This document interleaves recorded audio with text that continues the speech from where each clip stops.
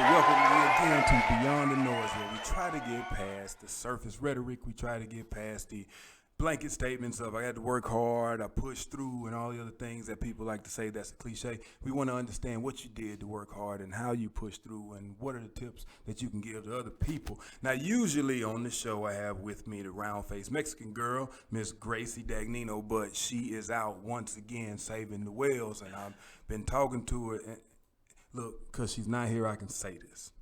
So Gracie took a vacation last week. I don't care if she gets in trouble or not by anybody. She took a vacation last week, and she left, the information on the front desk for me as if I pay attention to stuff because I always lose stuff in the office. Last week might have been the hardest week of my life. Trying to get to places that I think I'm supposed to be and then get to places that she was supposed to be and she's gone. Gracie can never take another vacation. So right now she's at work. That is why she is not at the show. So she is at work. With that said, I am excited about today's guest. Everybody that is listening right now, if you have anything to do with TCU, you need to tag all your friends. Let's get them on. All of my class, I know you know, because we have seen Sync move up like almost like the Jeffersons, way past the east side. This gentleman is from Louisiana by way of California into the DFW, and he has a road that many have never seen traveled. I used to watch this gentleman run across the field full speed, make sure the ball was full of air, make sure that the water bottles was right, make sure that everybody's helmet was where it was supposed to be, to now making big-time decisions in big Power 5A NCAA football. But more than that, he's one of the best human beings that I've ever met. He's only been fair to me the entire time we've known each other, even when I was a snot-nosed kid 22 years ago, and I'm not making that up. And I came out of, very South Mississippi and thought I knew everything, but this gentleman always treated me like a man, even when I acted like a stupid-ass boy. I am really excited. He has a lovely wife that intimidates both of us. He has 3 wonderful children. Ladies and gentlemen, the associate athletic, everything else in the athletic office, Mr. Michael Sinquefield. What's up, brother, man? How you doing, man? I'm doing great. You have no idea how excited I am to have you in here. I appreciate that. It's good to be here. And we're going to jump right into it. I asked him before the show started, I said, Sink, where you want me to start? He said, well, where you want me to start? Because I can go. I said, well, start how your journey went in college. I can go back further than that. But tell me about high school. I think I can go back further than that. Sink, what is your title today? My title today is I am Deputy Athletics Director for Internal Affairs. So he's the inside man. Inside man. He's the inside man. What was your title when we met?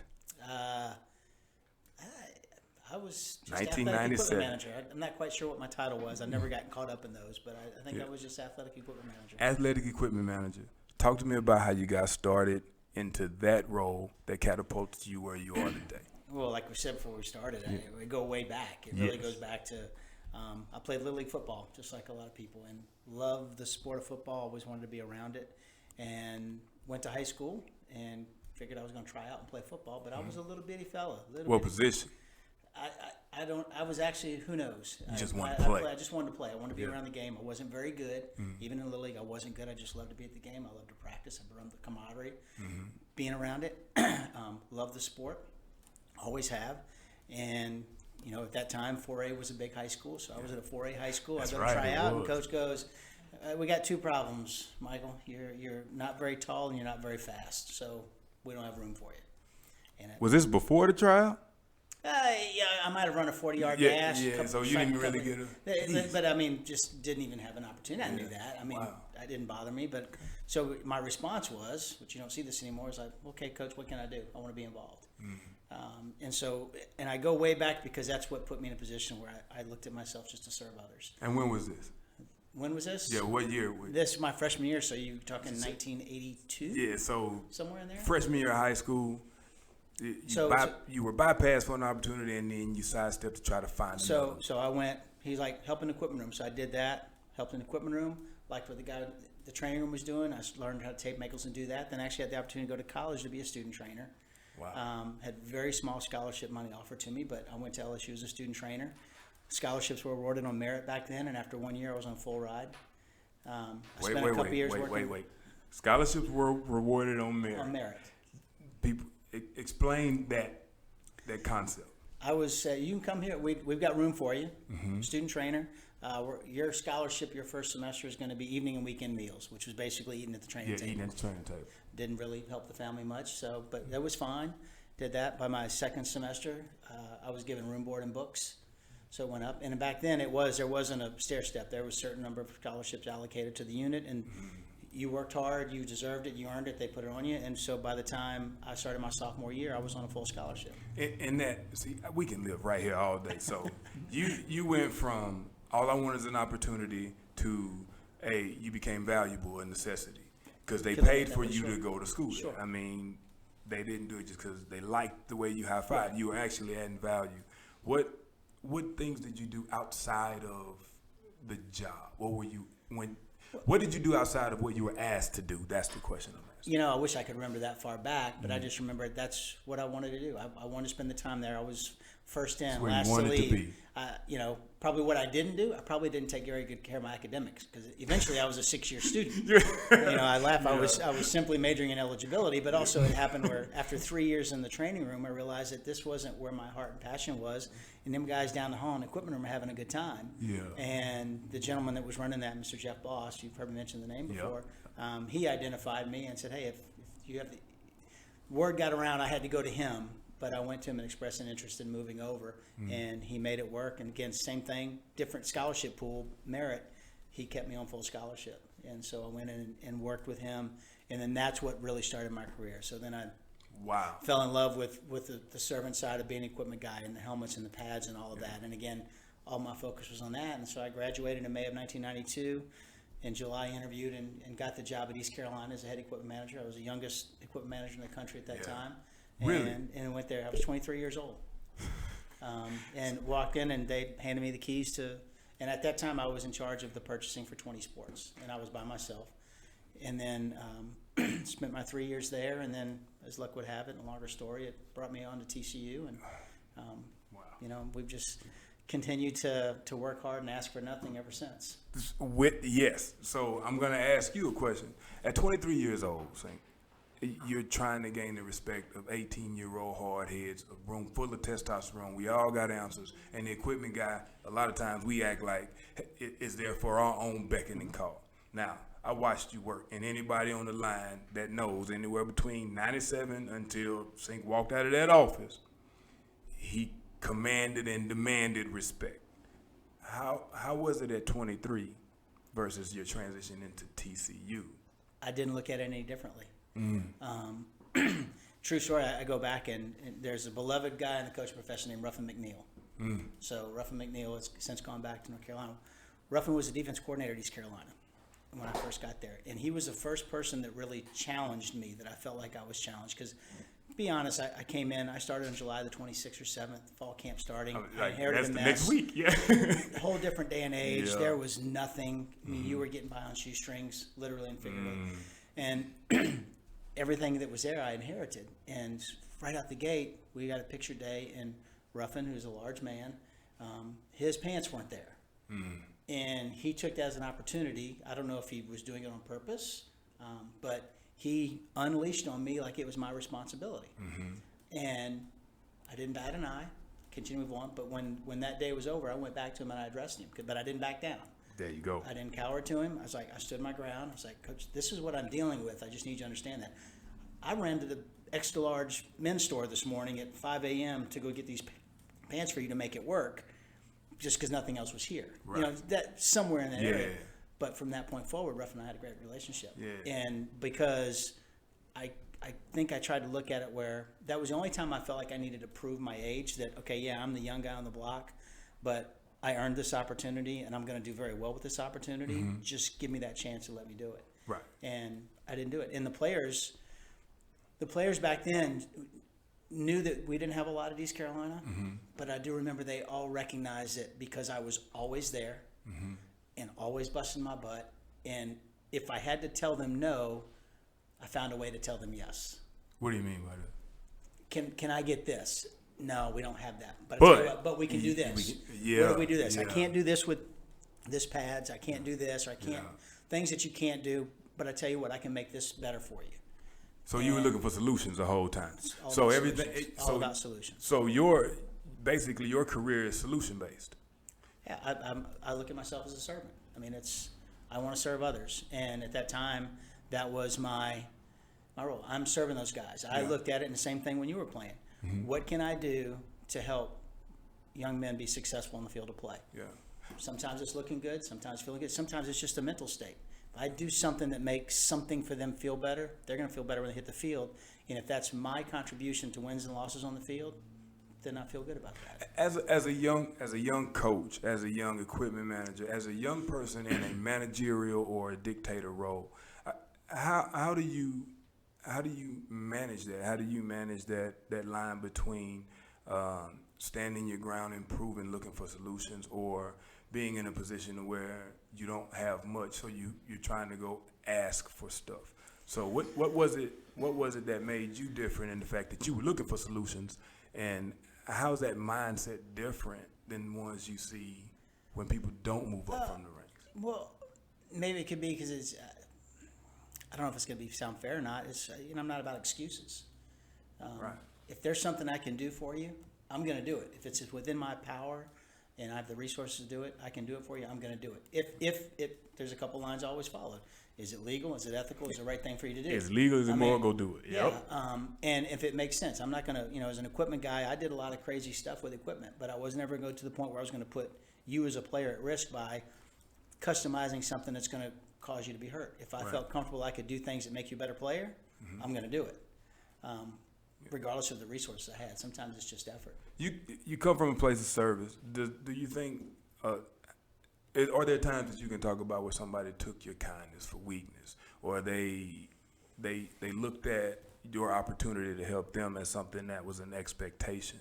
Because I know, like I said, I was in the locker room with you for 3-4 years. I know you demanded and commanded respect. I know it got to a point where when the youngsters might have got out of line with you, they had to deal with us. Hey, man, you talking to Sink like that, you're gonna end up not getting nothing. You're gonna hope you get a helmet. You know what I'm saying? You see what I'm saying? I honestly don't. I can't remember ever a time where I felt that. Okay. I really don't. I mean, locker room is an incredible cast of characters, and just like everyday life, you're going to end up being around people and that maybe you don't particularly care for. Not your type of people. You're not somebody you're going to vibe with and have a relationship with. Yeah. But I never treated them any differently. Now maybe I wasn't as close to them. Maybe I didn't have the same rapport with them. But I wasn't going to do anything. I wasn't going to treat them any differently than I treated you. Right. Because ultimately that was my job. Yeah. And I think regardless of if there were ever personality differences or differences of opinion, I never felt disrespected. I never felt like somebody was going to overstep me or pull my card and say I wasn't good enough. It never entered my mind. I don't know that I could say I never was going to let it happen. Right. It's not something I ever concerned myself with. Yeah, so it never existed because you kept treading. You just kept going. Yeah, I mean, I've got a role to play. So yeah. We're here with Mike Sinquefield, really good friend of mine, the inside guy at TCU as far as academics and athletics. Sink, let's fast forward a little bit. Sure. You are on the field, moving up the ranks, and the next gig you get at TCU is what? Director of Football Operations for Coach Patterson. So you become Director of Football Operations. How does that happen? Actually, you have to go back a little bit once again. Let's go back a little bit. So actually, when Coach Fran came in, I knew it. I knew that as much as I love being an equipment guy, and to this day I still do, is I knew that if you watch the pace that I like to work, I knew that as I got older, one or two things was going to happen. Either I'm not going to be able to keep up that pace and I'm going to get frustrated, or I'm not going to keep up that pace and then I'm not going to be good enough anymore. So I knew that at some point in time I was going to need to find something else. A little burnout was going to happen. Yeah, not so much burnout, but just my running around practice field. That was my identity. Yeah. Running to and from the fields and sprinting on the field. And I just knew that, at some point in time, I'm not going to be able to do that. Them legs ain't going to work just like your playing days, my playing days were going to come. I got you. And I wasn't, it didn't have to be then, but I took the opportunity and go back when Coach Sullivan's last year. I did some work with him and Rick Villarreal, the operations guy, that kind of gave me the insight and a little bit of look into what operations was and the logistical piece that I loved of it. And so when Fran came in, just in a moment, I wasn't looking for anything, and they didn't have an ops person at the time at that very moment, but I just had a conversation where I said, Coach, one day I'd like to do something different, and if you see that something for me in the future, I'd love to talk to you about it, but other than that, have a good day. So you just planted the seed? I just planted the seed. Okay. And actually what happened was he goes, damn it, Sink, I wish you had told me that yesterday. I'm like, why, Coach? I'm fine. I love what I'm doing. It's future. He goes, I just hired Charlie North yesterday. Wow. And I'm like, Coach, no harm, no foul. Yeah. This is a later on. Yeah. And so throughout his time as he was head coach, and of course Gary was the defense coordinator, remember Coach Patterson at that time, he ran the offseason. Yes. So he spent a lot of time in the locker room. Yes. A lot of time in the equipment. So Coach and I got to know each other. So really you just well. built the relationship. And just had the relationship. And so when Fran made the decision to move, I went to Coach Patterson, not so much about then. I went to him to go, Coach, Fran left. Charlie's going with him. Worst case scenario, you're going to be the interim head coach. We got to go to a bowl game. I can help you do that. I've got good help in the equipment room. I'm here to help you. Don't get panicky about anything. I'll help you get to it. And he looked at me and says, hey, bowl game's one thing. He said, if I get the job, I want you to be my ops guy. So that was kind of it. Wow. Some other things took place as we got ready for the bowl game, and then obviously he got the job. But, December of that year, we got back from the bowl game, and I officially began my tenure as his director of football operations. See, what's your what value do you stand on? Like, what's the one thing that won't waver? Like, for me, it's respect. I respect is everything for me, and that's why I try my best to be so respectful to others. I'm asking because I think I can guess it. I don't know if there's a word that I always like to use for myself, and I like when people want to judge me, I hope this is how they judge me, is I want to be fair. Yeah.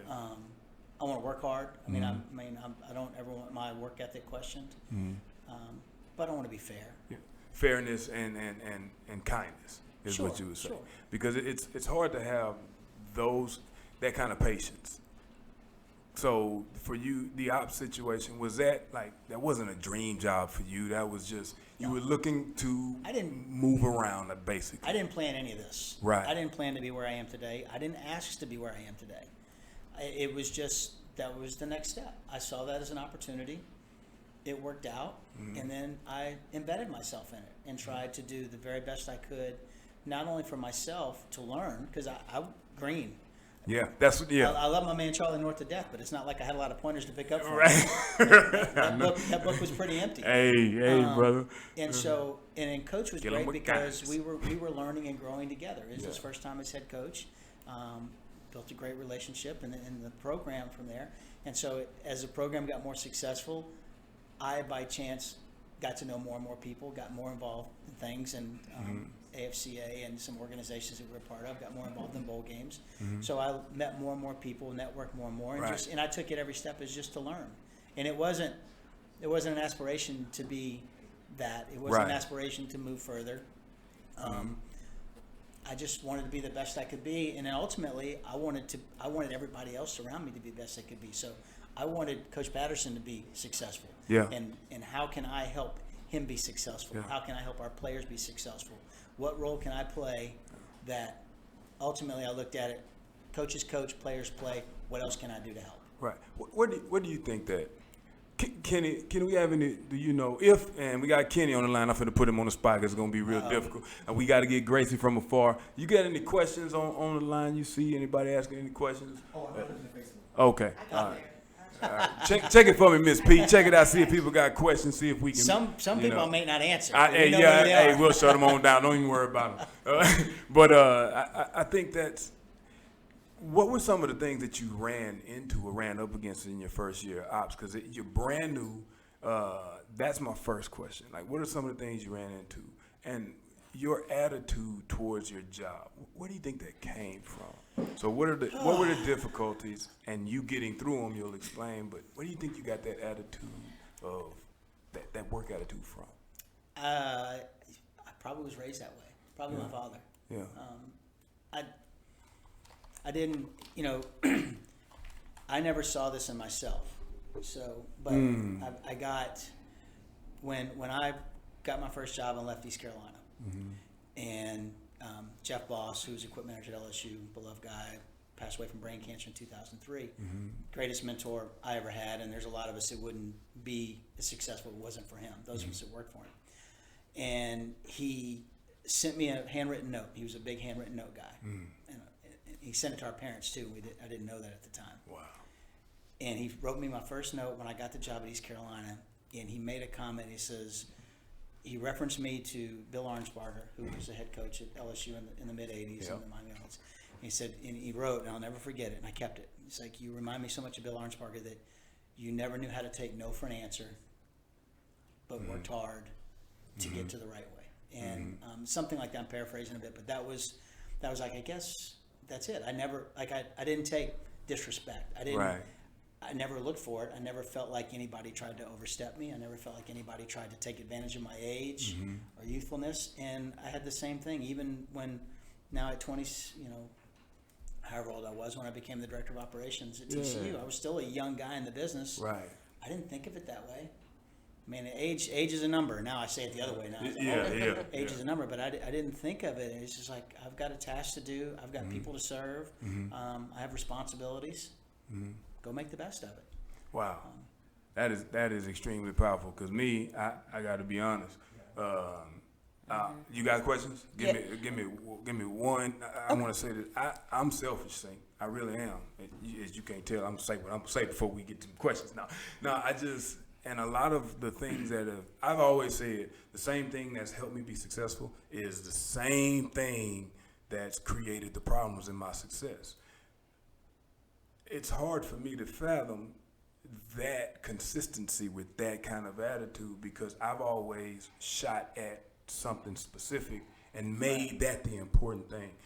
Do you think because you just wanted to be good at what you wanted to be good at, it brought you to this point, or did you get the goal once you got the job and it pushed you? Like, how was that thought process? No, I think the goal was, obviously I didn't want to let anybody down. Yeah. But I never operated in fear of letting people down other than myself. Again, I say it all the time, because that's the way I truly view myself, is it's the servant mentality. It's like, I don't want to be sitting here doing this. I'd rather be in the control room letting somebody else show themselves. I'd rather be riding in the back seat of the car. It's not, I don't want to be that face person. I don't know why. I've just always been that way, because I am rewarded by seeing other people's success. But you embrace that. You don't fight against that. No. No. Man, that's fantastic. What you got, Miss P? So, Jack Brown, he says, wow, what a great attitude. I understand why you are so successful. Jack Brown has a son named Dalton. Dalton is a 6'4" kiddo. He plays O-line out there in Colorado. He's a really good kid. He's really pretty athletic. And his dad is a minister. Real good people, man. So Good. yeah. Thank Shout you out very to much. Jack. I appreciate that. It's very kind of you. Reggie Harrell. Oh. Oh my God! Reggie, I some did folks not know where your Nah, that's scholarship my check guy. is. I knew it. That's it. Hit him with it, Reggie. Say it, Miss He P. said, where's my scholarship I check don't at? know. Yeah. Hey, All right. Reggie, wait a minute, Reggie. Where's my ring? I'm the only senior that never got the senior ring, the class ring from the football team of 2000. And y'all, I asked you, and you kept sending me down there to my man, Nut, and then Nut sent me up there to my man. And y'all got my ring somewhere. I've been sized and everything. Yeah, I'm going to get We'll that. follow up with that. Yeah, I'm going to get that. All right, keep going. And then you have Paul Robinson. What's it like bringing the best out of your athletes without losing your integrity? Listen, That's a and good I'll be question. honest, it's a tough question, because I'm not really the person that's equipped to answer it, because I'm not a coach. I don't drive that piece of it. I do what I can to serve them, to put them in that position. But I've never coached. So I look at that as almost a coach question. That's not me. Yeah. Well, Not to defer the question, part but of it doesn't that- really direct a whole lot to me. Paul has a son named Nick, who's a wide receiver at Temple Christian over there with Eric. He's a good athlete. I think Paul, man, for me, especially coaching, because I coach college football, and it's difficult, because what happens is you get tested, and then testosterone kicks in. So what I do is, what I've learned is, regardless of how you feel, wait to talk. Because it'll allow you the chance to say what's necessary for the moment. A lot of times, us as coaches, we gotta win. You have to win that battle. I mean, to be honest, if I got my defense out there and I'm the coordinator, I'm going off on somebody, he comes back, I have to win that because I have to win the team. I can't back down for one. Now, how I go about it can't be vindictive, and that's the hard part. Let's just be honest. So the way you do it is you better wait and bite your tongue and remember that if you karate kick one of these kids, it might be a little interesting. But, and then it depends on your style. You know if you're being out of line with somebody and if you're trying to get a reaction. It depends on your style. What else you got, Miss P? That's it for now. Okay. That's it. And I was thinking about that question, but I was wondering if he's also referring back to when you said you do what you can for the players, as long as it's ethical, long as it's moral, and long as it's, and I'm wondering if he was also referring to that. No. It could be. And a lot of it was, referenced by both my days as an equipment guy and also in operations. We're all bounced. It started that way when I was an equipment guy because, I probably did things with protective equipment that you wouldn't do these days. Yeah. Yeah. But I could rest knowing that I was doing everything I could to protect the kid. Unfortunately, it never bit me. Right. And the same thing now, we're governed with NCAA rules. And Right. there's so many times you want to do something for a young man or even Right. a woman, and he's like, the rules don't allow you to, and you can't. You got to bite that. You got to bite it. That's a great He question. said yes. That was what he was Yeah. asking. Yeah. Oh, okay. That's a great question. I was gonna say, now that it's rephrased like that makes sense. Yeah, that's what he was that's a saying. great question. Speaking of those relationships, man, I'm so glad you brought that up because how was the relationship different with you, out of the workout gear, without the equipment pack and running and sprinting and grabbing people's helmets to where we can call you Sink and we can holler at you and have the conversation with you, from that to Mr. Sinquefield, and If you're the there's, guy that if there's a problem now, they got to sit in front of you, and you get to call mom about these. How was that transition? In all honesty, it's probably the most difficult thing that I've faced. Really? And I don't. Difficult is probably not the word. It's the thing that I miss the most.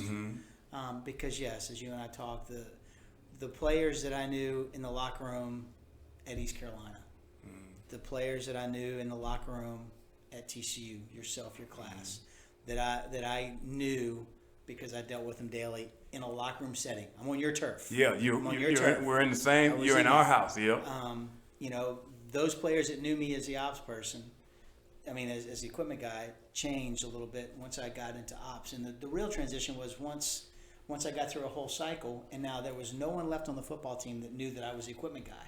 Wow. That was the first step. That now, everything was those new. are my guys. Now I'm really the go-to guy to put out fires. And I still was able to manage really good relationships with players as the ops guys. I still have them. It's just different. Not bad, just very different because I wasn't always on their level in turf, and I worked really hard to try to do that. And then the bigger transition was when I stepped out of ops and basically left the office, and then when there was no players left that knew that I was that person at one time.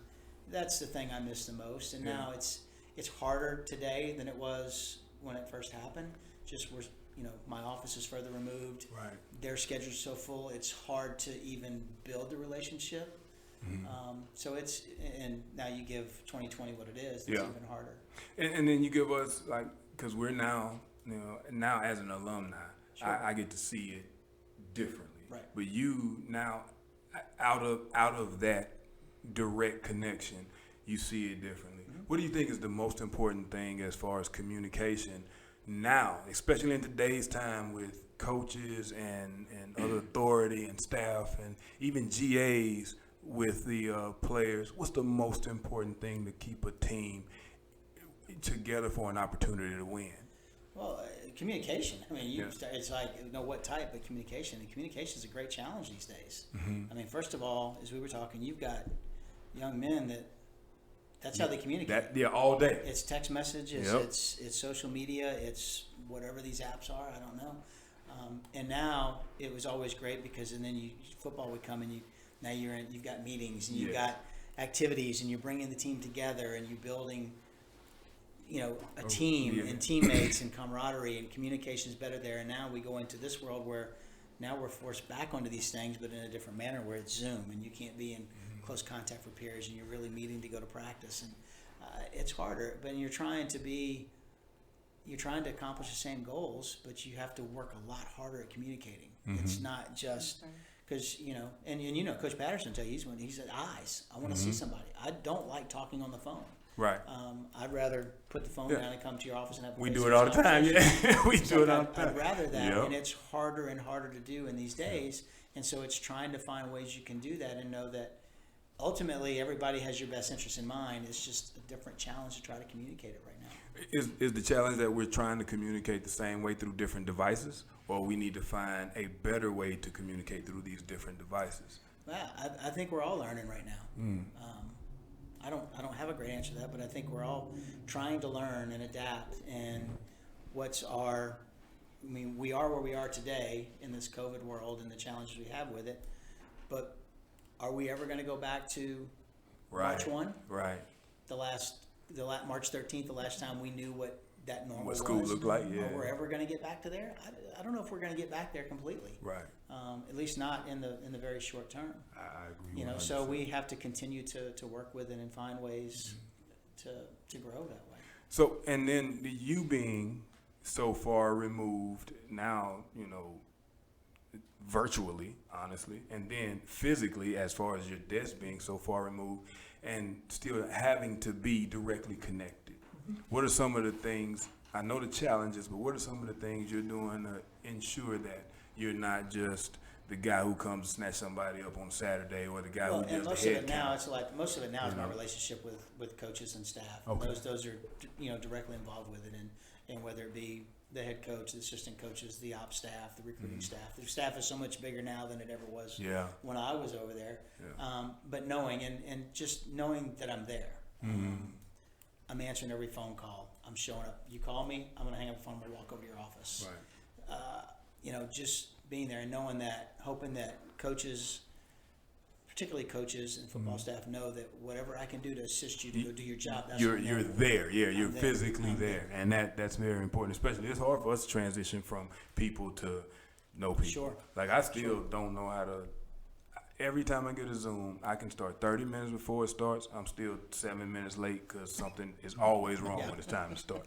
And it's usually something wrong with me, but that's how it goes. So, but let's transition. Sure. Let's go into scholarships. Yeah. Because you are the inside guy on scholarships, and my mission, my passion has always been to help these young folks get scholarships. Sure. You know my story. I know your story. You were there when I got there. That's why it's so imperative to me. So I'm gonna throw some truths out there and all my homeboys I played with know this. When I played, how many out-of-state starters were on the team the junior? Two, me and you know it better than I would. Was it Purcell, Chad Purcell? There wasn't many. Okay. There wasn't many. How many cats from Mississippi have y'all recruited since 1997? If I said it was more than 5, it might be a lie. I don't know. We've had some other kids out of Mississippi, but not a lot. It's not a natural recruiting ground for us. That's where I'm going. So I was literally given an opportunity. Yeah. So that's why I try to live in the opportunity of scholarships. I'm saying that to say, anytime new rules come out of scholarships, who do I go see? I always come talk to this gentleman right here. So what you're about to hear, you're going, if you want to come at me, hey, I'm going to just say, refer to my man Sink. Sink, let's talk scholarships. You got it. All right. Baseball. How many scholarships are allotted each year in baseball? 11.7. 11.7. What does that mean? That means you can have a roster size, I believe right now, forget COVID, but aside from that, a roster of 35 student athletes that play baseball for you, you can divvy up 11.7 scholarships to those 35 people. So you get 11.7 scholarships for 35 people. And so is it safe to say some of the best players in the nation will not receive dollars to play baseball in school? But are there other avenues to get dollars? Baseball is a great example where they have to work really hard on positioning institutional aid in addition to the scholarship. And when I say that, I'm talking about academic scholarship. Some places with its need-based aid. Baseball works really hard at putting together a financial aid package that takes a young man to the level they need to be for their family to be afford to send them to TCU because they may always be having to pick up some of the expense. So Baseball is historically the best one. They're finding the kids, get them to apply to TCU, seeing what the family need is, what do their grades look like, are they going to get academic aid on top of it? So they're putting all this together to put a scholarship package offered to them and trying to maximize that as best they can without chipping away from their allocated 11.7. Because if they, if you've got, the greatest pitcher of ever to play college baseball wants to come to your place and it's going to require a full scholarship. Better find a way to get some money. Find a way to try to get to that. And I've referenced, and not to get into baseball's business too much, is, I remember watching Preston Morrison pitch for TCU. Preston Morrison was an academic scholar. He didn't receive academic. He was a walk-on on a roster because he was a Chancellor Scholar. He received the highest amount he could for an academic. They gave him all the money. So what is if you're a young baseball player in high school, what's an attractive look for you as a baseball player and like max it out? Because I know many minorities that go to TCU are athletes and they can max out some of those situations. So what is an attractive look, be it middle income household or your grades are this, but you're a baseball player and you're trying to max out an opportunity to go play? What would be an attractive look for TCU? The kid is what? Well, one wants to be a really good student. Okay. So, they can't, and I don't work in the daily with baseball, but I can tell you that if you're not going to be a really good student, our baseball program is going to struggle to have you in the program. So nobody has to work harder recruiting than these, what they call equivalency sports. Yeah. That's why I started with baseball. Is the scholarship's not given it. Again, Greg, you may have been the best baseball player in the state of Mississippi, and you probably weren't going to have a single full scholarship offer to play baseball. I got 2 baseball scholarship offers. Both. How much were they? Both were JUCOs. JUCO's a little bit different. But that's like it. I didn't get any offers, and now kids they were gonna let me come play. TCU was gonna let me play because football was gonna pay for it, but baseball wasn't gonna pay. And I was a projected 10th round pick. So, and I was surrounded by people who could play, and they either went to the league or they went to JUCO because they weren't getting offers, they couldn't afford to play. But that's why. It has nothing to do with your color. It has nothing to do it. That is why there's 11.7 scholarships, because it's an equivalency sport. What does that mean? Explain that. You have 2 different sports. You have a countersport, just like football is, and then you have equivalencies. And a countersport, football and basketball are the countersport. What's that? Football and basketball. Football, basketball, men's, women's basketball. Putting on the spot here. Is it volleyball and soccer? Volleyball is a countersport. Okay. So you have some of the balance, but ultimately a countersport is one that when you're on scholarship, you're on a full grant and aid scholarship. Yeah, you get the full ride. Equivalency is there's how many we got. The sport is given a certain number. It's up to them to divvy up how much of that, who gets what. So football is a limit, and there's only 85 of them. That's where I'm going. And I knew you were headed that way. And you got to think of a couple of pieces. Number one, there's only you can only have 85 at a time. You can also only sign more than 25 in a year. I was going to say it's 25, right? That's what you can sign. Yep. Now there's another limit too. You can only put 25 people on scholarship in a year. You can only have 25 initial counters. So think about this, where you might have someone that has walked onto your program and has done really well and began to play for you. You want to put them on scholarship, but you signed 25. You've got an 85, a 25, and 25. So these numbers all have to align. Yep. It may not all work out, and so it's quite a compliance juggling to figure out where your scholarship count is. But ultimately, start with 85, and then you're balancing that. And not every year you're going to sign 25, or you're going to bring in 25. You may only have a senior class of 15. Some guys are redshirted. You can do the math. Even a perfect scenario, if you sign 25 over 4 years, you sign more than you can keep. So there won't be. So there'll be some attrition. There'll be some redshirt. There'll be some people that move. There'll be some people that get hurt. So you may sign 25 this year, but we only need 15 next year. And then, oh, by the way, you also now have to balance the positions out. And if you are the greatest quarterback in the world and want to go to XYZ University, but XYZ University has got 5 guys on scholarship at quarterback and have no more scholarship, they're not going to place an offer to you. Just like that. So sometimes it's, even if it's your dream place to go, if that school, even if you meet the criteria to go play for them, if you have the measurables and the ability and you meet their system, if they don't have a scholarship for you, they can't offer it to you. There's a few questions piling up Go. over That- here. Yeah, I knew that was gonna happen. Okay, so some of them go back to the last segment, and Okay. it was Linda Moore. Yeah. She said he is the most competent, prepared professional I have ever worked with. He never missed a detail and never lost the humanity, and kept the sense of humor. And it says, what is it like working with faculty, fans, and donors? And then, do you want to answer that, or do you want me to? Oh, it's fine, and I'm humbled. Thank you, Dr. Moore. I appreciate you. more We than I can love tell you. Dr. Yes, Moore. we Dr. do. Moore taught me more about myself than any other. And then there's Paul Robinson. He says his demeanor reminds him of Eric Mancini, very calm and firm. And Hey, he is very calm and very firm until he's Nobody no wants longer to see what's running calm. inside. Yeah, like, I've had my seen moments. both sides. now Gracie has several questions. Okay. Okay, her first question is, what part of your journey to this point gave you the most growth as a professional? You know, I have an example I always give, and it goes back to my time as a student manager, because I see a lot of this these days, and I didn't know it at the time.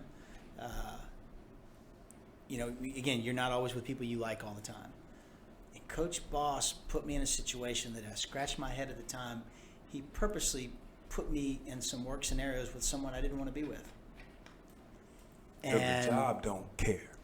And I didn't realize time, but I learned later that he did that on purpose. Mm-hmm. And we were different, but we worked hard. It's just one of those people that wasn't at that Yeah, time. didn't vibe. And he made it, and then we became friends. And I learned from it, realized that, you know what, I'm not always going to get to pick and choose who I get to be around in the roles I need to play.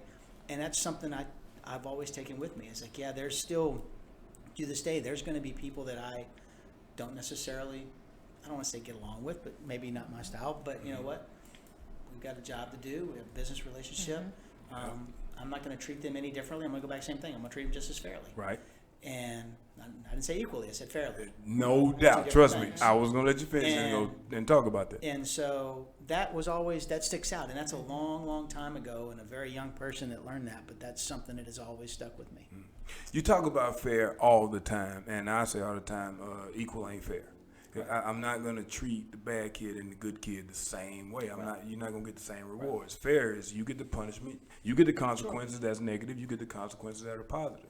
So how do you remain fair in such a protective environment of good, bad, or indifferent? You know, you protect this person, you protect the quarterback, you protect the star, even if he's out of line. So how do you stay fair in a protective environment? I know it's a tough question. Yeah. I mean, it's just, it's fair. I don't know how you, I mean, I'm not going to treat, I'm not going to treat the star quarterback unfairly because he's a starting quarterback. Same thing. Right. I'm not going to treat the 15 quarterback differently or unfairly. So it's like I'm not going to find some reason to ridicule somebody that's Right. not a same quality player or whatever Right. be. At the same time, now one of them screwing up. I mean, this goes back in the days when I was hand on.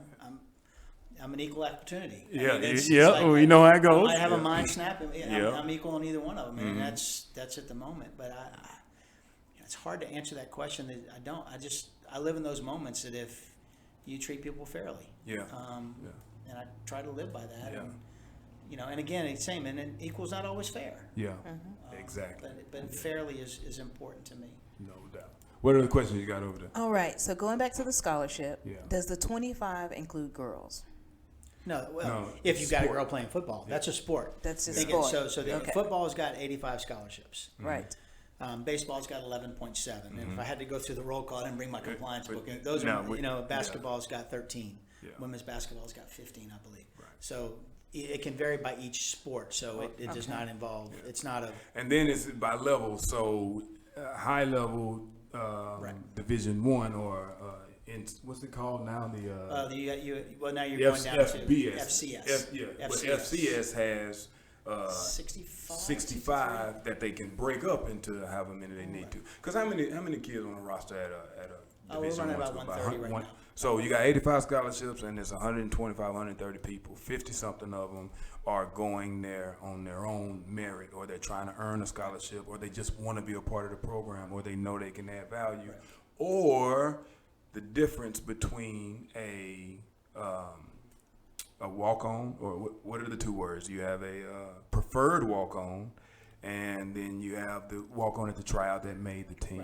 Right. Can you explain a little bit just for the crowd? The way I explain it is the preferred walk-on was the one they usually didn't have money for. He wasn't really good enough to get that money yet. He could earn a scholarship. They like him. A lot of people might have passed on him, or he thought he was one level better, so we took him on and gave him an early opportunity. He can practice earlier than everybody and else. I can't give you a good perspective of how it's today. Mm-hmm. You know, when I was in that role, we looked at preferred walk-ons, or the guys that we wanted in the program. Yep. And so really at that time it was, you can come into fall camp. Mm-hmm. That's You get there that's it. early and You we get get to there see early. you. So you get to come into fall, preseason camp, because preseason camp you only can bring so many players in. So Yep. you were a guy that came in. We were also very careful with a lot of that sometimes. Back when I was the ops guy, because if a young man chooses to come to TCU, take that example, and the expense that it costs there, who are we to say you don't have the right to try to play football? Right. And so we tried not to get too much into that, because occasionally you'd have to keep in mind you're now open up a space to bring a young man into camp. So you carry a roster of 125. NCAA says you can have 105 in camp. So if you had these people with you in the spring, now you're asking somebody that may have been with you a year or two. You're not coming into camp because we're going to bring a new guy in. Right. So You got to preferred balance walk-on, it. and there's nothing, unless there's some underwritten agreement that a coach, whether it be at our place or someplace else, says, we're going to bring you in as a preferred walk-on, and we'll have a scholarship for you in a year's time. Yeah. I mean, by and large, once you get there, it's up to you. It's up to you to earn it. It's up to you to earn it. So with that said, let's say 20 years. Over 20 years, it's an average of 50 people on that aren't getting aid from the school. Right. So what's that? 1,000 folks?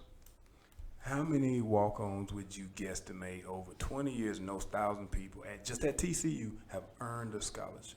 Probably more than you would think. I would say up to about 150. It'd be a really hard guess, and then also keep in mind sometimes it's even pieces. Because you might get this one year. The rules allow you that sometimes if a kid puts it all in, and then once he's finished, we have the ability sometimes to put him on scholarship for that last semester to go get their degree. And you got to earn it. And every chance you can do it, and they've earned it, and now you can do it. It fits within the rules. It's great for that kid that has maybe paid his way for 4.5 years, and that last semester is really important. Whether they ever played it down for you or not, but if they were good program guys or did things that brought value to the program. Say that one more time so everybody understands it. See, well, did things that brought the value to the program. I mean, there's nothing greater than a great scout team player. No doubt about it. Because we had 4 professionals on our scout team. But even then, I mean, I've seen guys go through. There's a name that pops in my head, and I don't want to call him out, but Joe Parker, the dude Ty. Yeah, those guys that were just wanted to be a part of the program, wanted to be and being a scout teamer never bothered them. They went out. Matter of fact, they probably spent more days getting the varsity guys or the ready to go mad at them because they're going full speed on a Thursday afternoon when they think everybody thinks I'm still trying to learn to play. Choke it back and slow down. We got a game this week, and this guy's trying to make him better. And those people bring value to your program. Yeah, absolute value. And so I think you're always trying to find a way to keep them in mind too when those opportunities come up. Perfect. So we're gonna fast forward before we take a few more, and then I'm gonna let you roll out of here, brother. So what are you now? We've gone through the operations. Yeah, you still. We're gonna get you out of here. I didn't realize it was that late. Yeah. Where are you? What's your title now? Deputy Athletic Director of Internal Affairs. So in that spot, you have literally keep expanding your view of the entire program. Sure. What is the biggest lesson you've learned through that evolution or through those changes? What's the thing that keeps carrying you, that lesson that you've learned? Well, that we're in this business for young men and women. Everything that we do and need to think about needs to be in the best interest for those young men and women that are competing for us and putting uniform on and going to school. Now, come along with that is serving the coaches and the staff that support those young men and women. So it's a bigger. I will go back, and we talked about this before. One of the interesting things that's happened to me that I learned was when I went from equipment guy to director of operations, there was another part of the world in athletics that I hadn't considered. So there was so much more that I thought I knew that I didn't know. so I'd be around equipment guys, and we'd go to equipment management conventions. You'd hear the chatter, and you difference opinion. And everybody thinks they've got the right answer, and then you move up, and okay, I took the next step, and now I'm operations. Now there's a bigger piece of it that you're thinking about program-wise. Mm-hmm. So there's so much that I thought I knew as equipment guy that I didn't know. And then when I moved into administration, it just even exponentially greater, because now my whole life was focused on a football program and football coaches and football staff. And now it's an people. athletic And now program. it's athletic. Now every decision you make for this one can have a tenfold effect, and you may have to do things across the board, department-wide, and how that affects you financially in resources and revenues and expenditures. So there's so much that goes into a decision that when you're in the silo of a football office, this makes really good sense, and a lot of times it does. But then you realize what the after effect can be as we look at it globally. We may still need to come back and do this, because ultimately, guess what? That enterprise is what makes us run. Yes.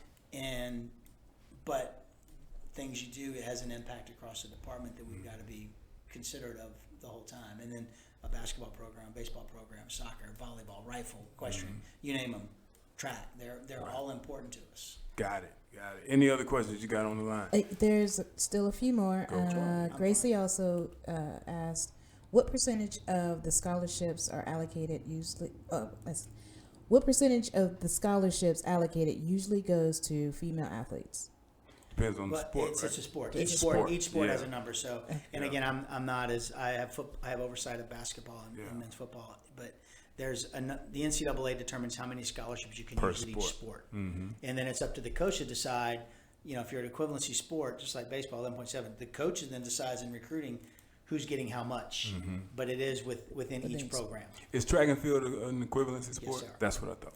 Yeah. Okay, we got, let's see, Paul Robinson again. Okay. What keeps your passion going in your profession consistent? It's different now because we talked about the relationship, I don't have them, but I lay my head down at night and feel comfortable that whatever my day brought me, somehow or another, whether they ever see it or not, and I don't need them to know that I was involved in something that had an impact on young men and women. Yeah. I don't need somebody to pat me on the back. I don't need somebody to Absolutely. call my name. There you go. I know that I was involved in something that when those young men hit the football field or women hit the court, that somewhere along the way I was involved in something that had an impact on them. That's awesome. What made you laugh over there, Miss People? Oh, Reggie. You didn't answer my question. I did. Reggie, I do not know where your scholarship check is. Think, what would you leave the young cats that may have been told that they're too small, too short, not fast enough, not enough of this, not enough of that? Because you've said something 4 times. You earned scholarship on merit. I haven't heard anybody even speak about earning things on merit over the past 10 years. That is sticking with me. That's all I keep hearing in my head. So what would you leave for these young cats who don't have the fame, the glory? They don't see that goal, because a lot of us set a certain goal and see that as the be-all, end-all. But I just learned a lot from you is just make whatever you said the thing, So what would you leave to these young cats trying to move forward? Well, I'll go back again a little bit. I didn't ask to be where I am today. I didn't apply for this job. See, I did. I didn't go say I need to do this. I need to do this. Yes, I had opportunities to get out of the business. I didn't ask for anything to keep me here. It just was the right decision for me to stay. And again, I didn't ask for any of the job. I'll correct myself. The last true job I applied for was when I got the job at East Carolina. Wow. I didn't apply for the job at TCU. Right. I did. Truthfully, I made one attempt I applied for an athletic director's job just to see if it made sense for me. The bite, yeah. And ultimately, I realized, guess what that was? That was a couple weeks of exhaustion, spending so much time worrying about chasing another job that I felt like I was doing a disservice to those I work for and serve now. That, you know what? Because my goal has always been, I want my role. I'm going to pin my ears back. I'm going to work hard. I'm going to serve those around me. And if someone sees something in that and wants to recognize me or do something else different with me, great. If not, guess what? I'm controlling my happiness. I am where I want to be. I'm controlling that. And if some point in time comes where I don't feel like I'm making a difference, I don't feel like I'm helping, I don't feel like I'm serving, then maybe it's time for me to find something else to do. But I want to control that narrative. And I'm not goal chasing. I'm not dollar chasing. I'm not title chasing. I don't care what you call me. I mean, I don't care what my title is. As long as I have a role of importance and I can help be a benefit to you, then I'm all in. So for you, it's about being Yeah, necessary in the because- moment. You know the line. Sometimes your actions are speaking so loud I can't hear what I you're can't saying. hear your words. Yep. That don't tell me what you're gonna do. Just do what Just you're do going it. to do. Exactly. Just do it. Man, and this is why I was so excited about having this gentleman here. So, ladies and gentlemen, I'm going to do something that you will probably never see again in the history of this show. So I need you to take this as a historic moment that on October 19th, 2020, we wrapped up 5 minutes before the stop time, because usually I'm 20 minutes after. My man's got to get out of here. He is also a family man, so after taking care of all those other kiddos, he takes care of kiddos of his own.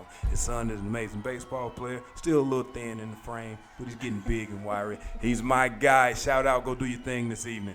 Hey, thank you for being with us on Thanks, Beyond the everyone. Noise. Thank you, brother, for being Thank you, with us. Duke. Love you, brother. Appreciate you. You, man.